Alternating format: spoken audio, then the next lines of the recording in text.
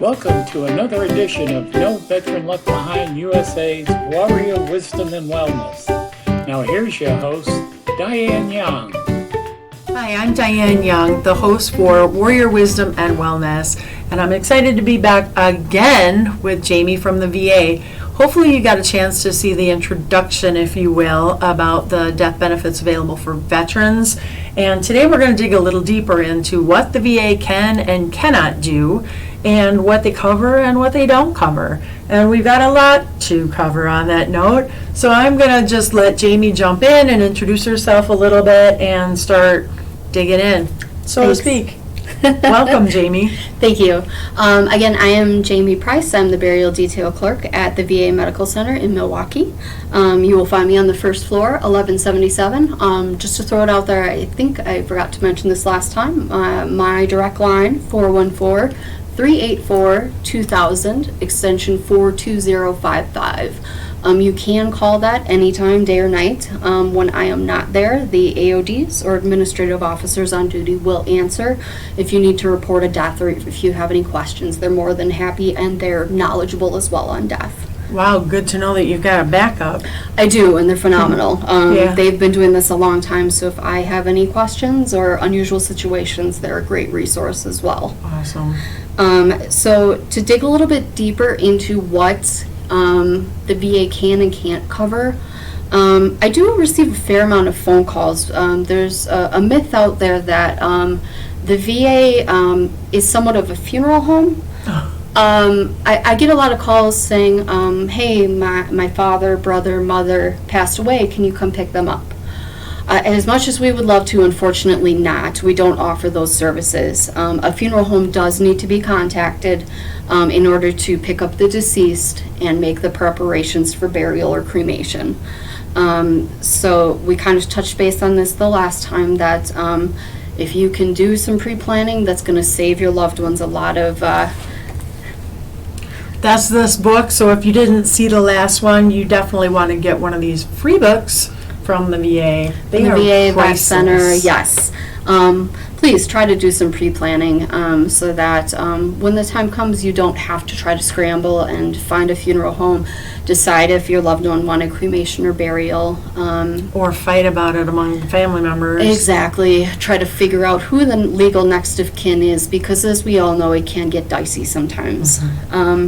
So we have a death. We have a funeral home. Now is when we start with the benefits. For the veteran cemeteries, we touched on this last time, that there are the 3 in Wisconsin that are currently burying. There's Southern Wisconsin in Union Grove, we have one in King, and we have one in Spooner. Basically, the benefit for a veteran is going to be everything at the cemetery is covered. The family needs to pay the funeral expenses, be it the cremation, the preparation of the body, etc. Then there are circumstances where you can apply for reimbursement towards some of that cost. And that's where it can get cloudy. So that's where you kind of want to connect with somebody like me, somebody at a veteran service office, and we can guide you through that process. The easiest answer is, if you have a service-connected disability, you can apply for some reimbursement. There isn't a set-in-stone figure of, if you're 20%, you're going to get this amount. If you're 100%, you're going to get this amount. I wish there was something. If there was a chart that said, this is what you're going to get. The average reimbursement is $200 to $2,000. So if you spend $10,000 on a funeral, the most you're going to get back is $2,000. So please keep that in mind when making funeral plans. And again, I want to stress, this is a reimbursement. All costs do need to be paid by the family up front. And when you turn in your paperwork, it can take 6-8 weeks for reimbursement to be made from the regional office. Again, we are more than happy to help you with that. We will guide you through the process. The 3 main things you need: death certificate, DD-214, funeral bill.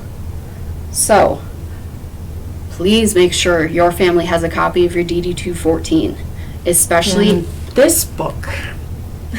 if you weren't born in Wisconsin or didn't come out of the service in Wisconsin. It's likely that your DD-214 is not on file here. So those are harder to track down, and an emergency request to National Archives can sometimes take months. And you have to have that for burial in a veteran cemetery. So This is a good place to say, go see your Veteran Services Officer so that you can have that 214 recorded and Absolutely. spare your family that trouble. right, and if you are a patient at the VA, bring it in. We'll scan it into your file. Your social worker can do that for you. We can do that in eligibility. That way it's on file digitally. And if it gets lost or destroyed or something like that, it's on file so that there's no problems when you need it. Even better. Right. So, everything, again, is a reimbursement. That's for veteran cemetery, private cemetery, etc. When you choose to go to a private cemetery, and by private cemetery I mean not a veteran cemetery, everything is paid for by the family. You can get a government headstone that the VA will cover. The form is in here. There's several options. There's flat stones, there's an upright stone, there's a plaque for a cremation niche. As long as you have that honorable discharge that makes you eligible for burial, you can absolutely apply for that.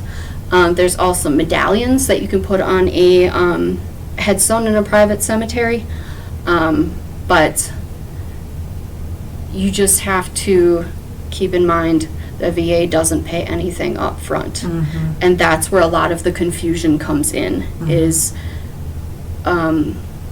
people think that the VA will, send a check to the funeral home, and I wish it did work like that, but unfortunately it does not. So please, again, I can't stress enough, please, please, please pre-plan, and we are here to help you.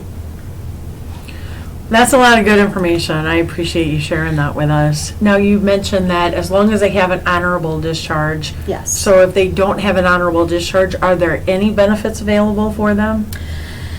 There can be. That's kind of it's more, situational. yeah, it's a situation. It's more like a case-by-case basis. Basically, if I have a vet that has a other than honorable or a less than honorable, I can take their DD-214 to Southern Wisconsin. They can take it to National, and depending on what the circumstances are, sometimes they'll approve. Sometimes they won't. So that one's kind of a case-by-case basis. Now, say you have one of those discharges right now, you can try to get that adjudicated. There are a lot of things that they are making general discharges now that they hadn't in the past. I just spoke with a colleague at the VBA about this. Again, that might be something to look into now, where if you weren't honorable before, they might be able to make you a general. So something you need to take care of now versus when it's too late. Right. That's a great point to make right there. A lot of times I know of veterans that don't talk about their service much, and so their family members have no idea what kind of discharge they got and make assumptions about benefits that they have. So I think maybe being able to give them this brochure here and talk about what kind of discharge they have leads the opportunity for discussion about maybe getting a discharge upgraded or finding out what their intentions are after they pass. Right. Right, or I have a lot of people come to see me that are in the process or wanted to start applying for a service connection. Oh, right. That, Yesterday was the better day to do it. Today is the next best time. Exactly. So if you're thinking about applying for something, do it. Right. There's a whole team out there that is here to help you. And there's a lot of new programs out there. We've got a lot of new benefits. Again, eligibility is a fantastic tool. We have a great team down here that's more than happy to help you and guide you and show you all of the new programs that we have available. The regional office, the VSOs, the vet center. We're all a really great team, and we're here for the veterans and the family. I'm grinning because I've met a lot of them, and I have to agree, they are a very warm, welcoming bunch of people that are really passionate about helping veterans get their benefits. I can totally attest to that.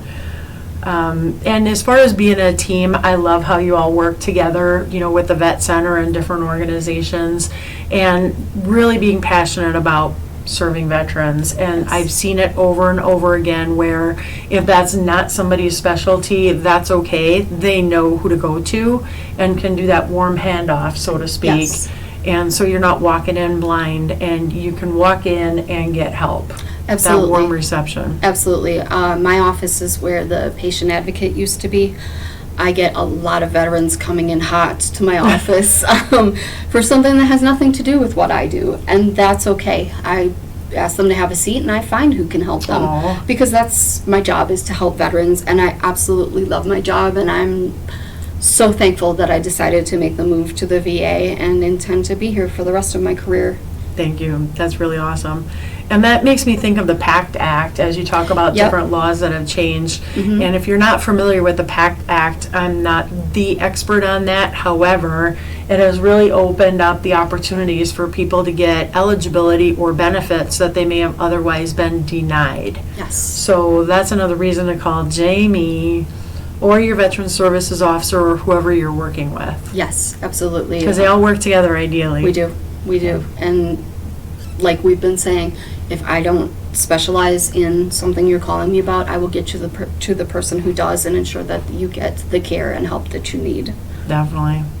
Well, thanks for your passion about this difficult subject. Thanks for being that voice of reason and, calmness in such a difficult situation for our veterans or family members. Absolutely. That's priceless and truly a gift. Thank you. And thanks for sharing your time with us so that we can share this information with veterans and hopefully prevent any unnecessary suffering on top of, a difficult situation. Absolutely. Thank Thanks. you. Is there anything else you wanted to share before we run out of time here?